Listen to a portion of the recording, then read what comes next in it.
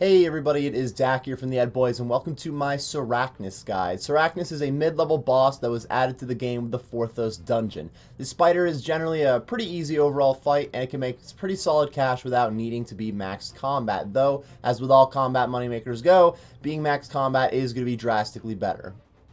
I'll start this guide with the requirements and general recommendations for Sarachnis. Afterwards, I'll go over the gear and inventory setups, then how to get to the boss. Then we'll discuss the mechanics of Sarachnis and show what a typical trip might look like. Finally, I'll go over the best part of bossing, which is the loot.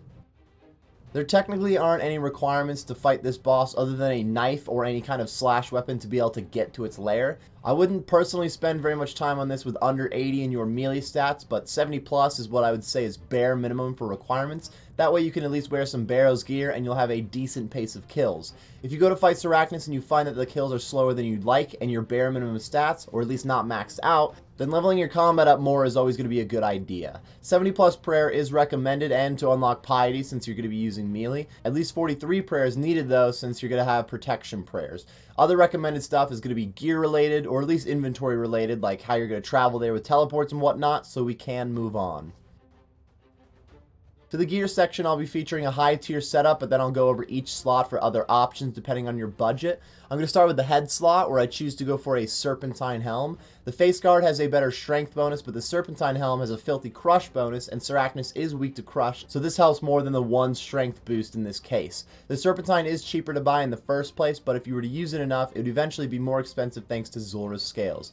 Even if you didn't use enough scales for the price of a basilisk jaw, you cannot sell the scales back, but you could potentially sell a jaw back. So in the long run, a face guard might be a little cheaper for you. The Nate is Not face guard has a better magic defense than the Serp Helm 2, which is helpful for this fight specifically. Overall, the face guard is still a great option here if you already have one, but I go with the Serpentine. After those two, I would go with the Helm of Nate is Not, which is also a fine default option. In the cape slot, the Infernal Cape is best in the slot, but if you're bad like me, you can just go for a Fire Cape. All of the Arty Cloaks are good options, and the higher level your cloak is, the better the crush and the prayer bonus you'll get out of it, plus it has some magic defense. The Arty Cloak 4 is underrated, but it is an elite diary perk, I guess, which elite diaries are not fast to finish. Worst case scenario, you could just buy an Obsidian Cape.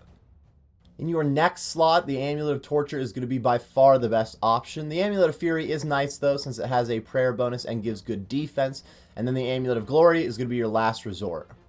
It's very easy to choose ammo when you're just using melee. Arata's Blessing 4 gives a +2 prayer bonus, but if you haven't completed the Elite Core and Diaries, then any other blessing is going to work fine, giving a +1 prayer bonus.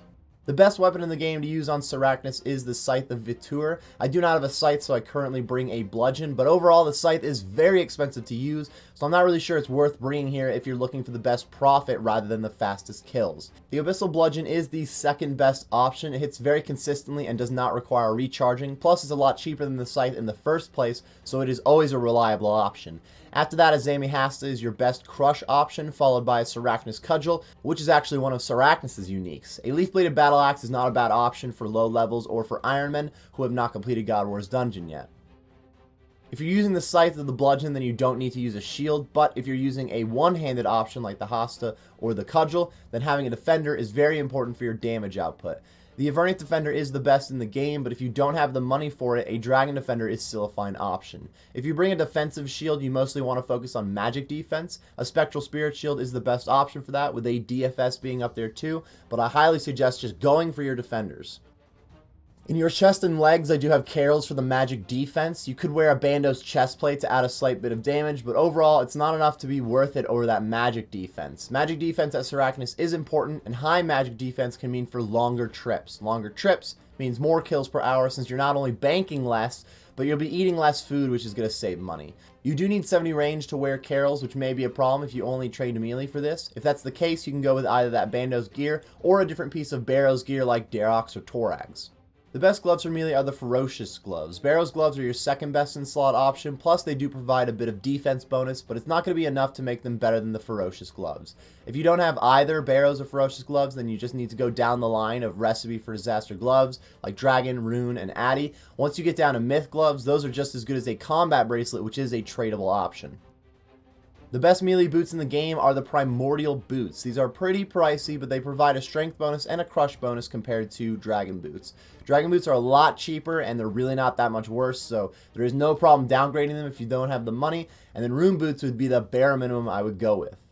Finally, we have the ring slot. The Imbued Berserker ring gives a big crush and strength bonus, making it the perfect ring for anything that's weak to crush. If you have not imbued your Berserker ring, I highly suggest spending a little bit of time at the Nightmare Zone to get that done. It will be worth doing in the long run. The Brimstone ring is basically an unimbued Berserker ring in here and just costs more money, and the Warrior's ring has no bonuses that help in this case, so overall you should just wear a Berserker ring. If you're wondering about a Ring of Suffering for defense, it's not a waste of time because magic defense is going to help you, but overall it's more expensive and not as helpful as the Berserker ring. If you still have any questions about what gear to bring with you, leave those in the comments section below and I'll get back to you as soon as possible. Let's get started with a look at the inventory now. First of all, I have my Dragon Claws, which I use for my special attack weapon. The Dragon Warhammer is a popular option too, but Sarachnis has pretty low defense overall, so if you have solid stats and gear, you really should be hitting well already. Plus, the Warhammer is pretty inaccurate compared to the Claws, so I tend to benefit from the Claws on more kills, though in this case, the Warhammer is a crush weapon while the Claws are not, so it's not as big of a difference. The Claws also help speed through sections of the fight where you can take mage damage, potentially saving me a bit of food in the long run. If you don't have either of these, you could go with a BGS to help with that defense level, and worst case scenario, any spec weapon you have that does good damage, like a Crystal Halley or a Dragon Dagger. Next, I have a Divine Super Combat Potion. You do not need the Divine version of this potion, but it is going to keep your stats max potted for the full 5-minute effect, which means you'll be doing more damage than if you were using a regular Super Combat. You could just bring a Super Attack and a Super Strength Potion too if you didn't have the Super Combat options. I go with 4 to 5 Super Restore Potions on me. The exact ratio of food to potions is going to be different depending on your stats and gear. In general, if you're going for longer trips, that means you're using less food and more potions, but if you're a lower level and you're new to the boss, you're going to be using more food and not as much prayer. At the bottom of the inventory, I do have my Max Cape, which I use for teleports to my house, so you could just bring some house tabs. This is assuming you have a high enough level POH that you have good, high-quality teleports in there. If not, just replace this with a bank teleport like a dueling ring. I also have a mounted Xerix Talisman in my house for travel, so if you use a Xerix Talisman, it might take up an Invy space for you, but that's not a big deal. I do bring my Wilderness Sword to slash the webs, though if you're using Dragon Claws or a Dragon Dagger or any other slash weapon, then you already have that one with you. The Wieldy Sword does have a 100% chance to slash the webs, unlike other slash weapons. It's not going to save me that much time overall, but I really like the convenience of slashing the web every time I try to, so I'm willing to take up that one inventory spot.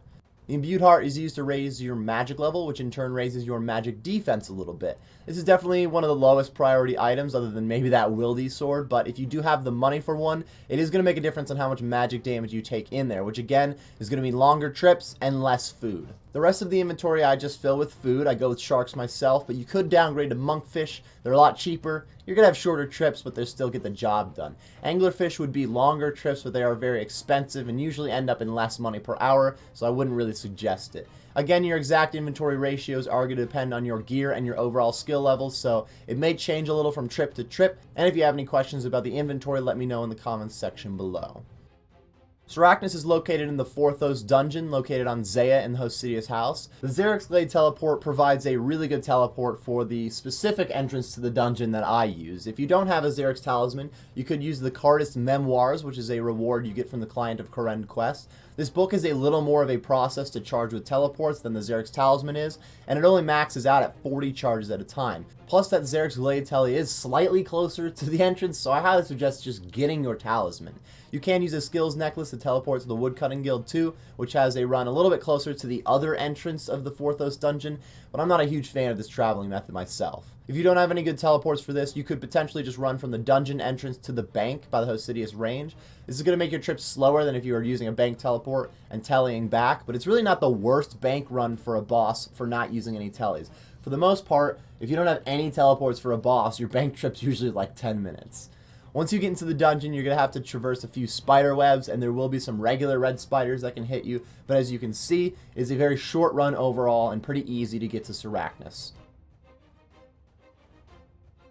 Overall, the mechanics of the fight are very simple. Sarachnis can use a range attack and a melee attack. If you're standing close enough for her to use melee, that's what she's going to use. But if you're outside of the melee range, she'll use a range attack.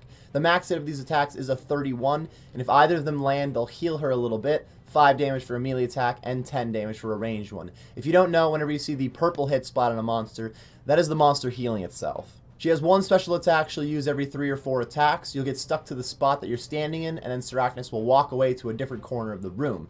This is where you generally have to switch to your Protect from range, since she's going to attack you before you run up to her, but you usually only have to switch over your prayers for 1 attack. When Sarachnis gets to 2/3 health remaining, she's going to spawn 2 spawns of Sarachnis, a blue one and an orange one. The orange one uses melee attacks and has a max hit of 13, and the blue one is magic with a max hit of 11. Since you're normally protecting from melee, and you should have solid melee defense anyway, the orange spawns do not have nearly as much damage output as those mage ones on you. When you get the spider to a 3rd health, it's going to spawn 2 more spawns, again 1 more orange and 1 more blue. All of the spawns will die when you kill Sarachnis, so there's no need to actually fight the spawns, they're just doing a little bit of extra damage. Here's what a typical trip looks like. You teleport from the bank and make your way through the Forthos dungeon to Sarachnis' lair. I do have my quick prayers set to protect from melee and piety. If you're using a regular super combat, I would use preserve 2. Don't forget to sip your super combat and use your imbued heart if you have it before entering the room. So when you first enter the room, Sarachnis could be standing anywhere, probably not near the entrance, so you just turn on your protect from range, not your quick prayers yet. You can run up and attack Sarachnis. Sometimes you'll get a hit in, but often she's going to use her special attack and stick you to the ground right away. This is basically the only time that she might use her melee attack right after sticking you to the ground, since you could be standing in the corner that she moves to when the fight started. Normally, if you started the fight when she spawned in the middle of the room, you'll always be standing in the middle of the room, so this shouldn't be an issue. That's also the best way to combat this. If you make sure you're standing in the middle sections of the arena as soon as you get in, then very likely when she runs to a corner, she's not going to be using a melee attack on you. She'll be too far away. Either way, you can just eyeball it too. If you're just paying attention to where Sarachnis walks when she sticks you to the ground, it's pretty easy to tell if she's going to be far enough away to use a range hit. And even if you can't, 99% of the time, it's just going to be a range hit. So just default to switching to protect from range whenever you get stuck to the ground. Once you are within melee range, you can throw on your quick prayers and just have at it. Every few attacks, she's going to stick you to the ground again. You can just switch to protect from range and then click on her as soon as she uses a range hit, afterwards switching to protect from melee. Eventually, she's going to start to spawn those minions, which make things seem like they're more hectic, but the strategy stays the same, and really they don't hit that hard. If you're using a spec weapon that just does a lot of damage, I suggest using it right after she spawns the 2nd set of spawns. That way you try to minimize the attacks that you take from all of them, possibly minimizing the amount of food you're using. If you're using a Dragon Warhammer or a BGS, then you should just use it right at the beginning of the fight. Sarachnis takes 30 seconds to respawn, which is very slow. The fastest method does involve hopping between kills, but I don't normally really bother with hopping. It can be a bit of a pain if somebody in your other world shows up and then you hop into the middle of a fight.